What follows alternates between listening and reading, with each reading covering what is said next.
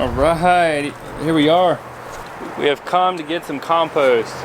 Got a whole pile of this is mushroom compost. Good stuff. They don't have a machine here, so we're gonna have to load it by hand. That's alright, we'll get about 2 cubic yards here, load it on, and then we're gonna go get some topsoil from another location. We're gonna go right over there as well and get some leaf litter, combine it all together. And there you go, that's the good start. We'll do it.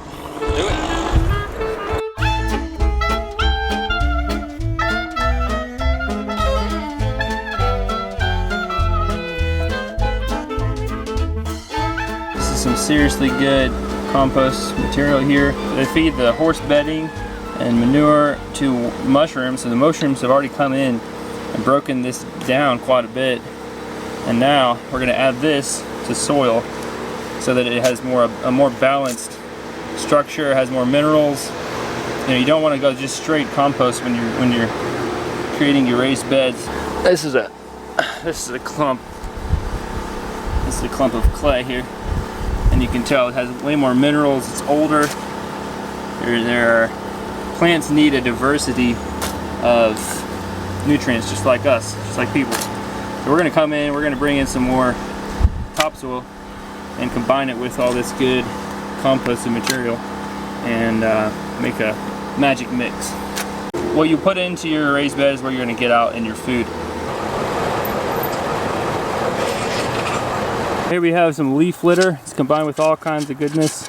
Has some soil in here. This is these are leaves from last fall. And with the company here I used to work for just piled it all up. You can see the leaves kind of still rotting down in there. This is essentially a lot of organic carbon, and I want to add it in so that it holds the moisture in the beds better, and it adds some positive nutrients. And all in all, just organic carbon, as long as you don't add too much, can be a great benefit to the raised beds. Good stuff. Hey Bench. Yeah. How do you make good soil out of leaf litter? Oh, here's a joke coming. What is it? You leave it alone. Oh, that's what I'm talking about. Yes. Well, normally I'm the pun master. He's more punny than me today. Sometimes I keep him coming, you know. All right, Jonah, 3 more each. Here we go. 1. All right, let's go. 2, 3. Eins. We're going one-handed. Oh, 2, 3. Nice. Woo! Very nice, very nice. Let's go get some topsoil. Believe it or not, this is actually a treasure trove of future garden awesomeness and bounty. We've got all kinds of rotting wood here. Different types. Oh, we got a train coming. I'm going to explain this real quick. We got some wood. We're going to grab the wood. I'll explain it later because the train is right here. Uh-oh. Here it comes. Would you be so kind as to hand me that piece? Oh my goodness, I would. Hey Bench, that log's got so many mushrooms. He looks like a fun guy. I'm liking it. Yeah, we got some good mushrooms. I like getting wood that's already rotted. It's got some good life on it already. This is actually going to inoculate our soil with some good beneficial fungi and bacteria and all kinds of goodness. I'm gonna put this baby in there. There we go. All right, here we are with the guys. These are Seeds of Change guys. I used to work for Seeds of Change. Wonderful company. These guys is Buzz and Aaron. I am just coming here to get some of this good old-fashioned topsoil from you guys. Looks like this was piled up. Was it piled up here, Buzz, before? Yes, it was. Okay, so this is not even original soil, but you can see we've got all kinds of the redder clay, the yellower clay, and then a little bit like browner material right here. That looks like it used to be topsoil. So it's a nice combination, and that's what I want for the raised bed, so that we get a nice, what do you call it, goulash, or like a nice, Good mix. what's a good word for that? Like a good combination of good. Conglomeration? There you go, conglomeration of garden goodness. So we're getting all this, they're gonna load me up. We're gonna combine that with the nice high organic matter compost and make a, like you said, conglomeration. Garden conglomeration, there you go. Thank you guys. You're gonna load me up, here we go.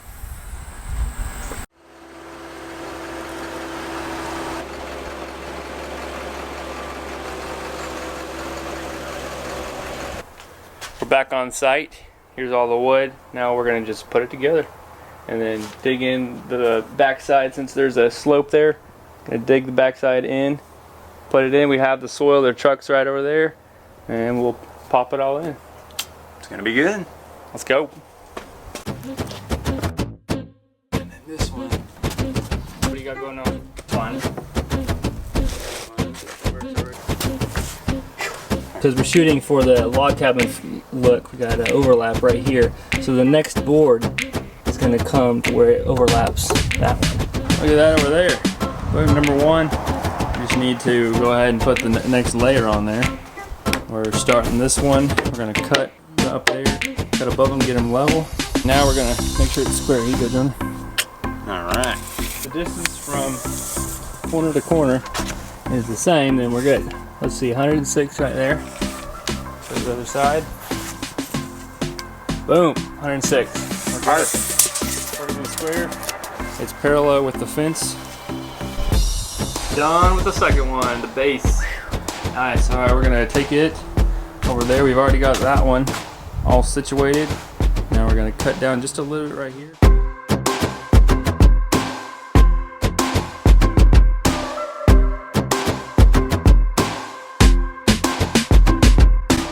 We have some rotten wood here. The reason we're using this, I'm not skimping on the soil. I'm really actually adding some really good benefits to those raised beds.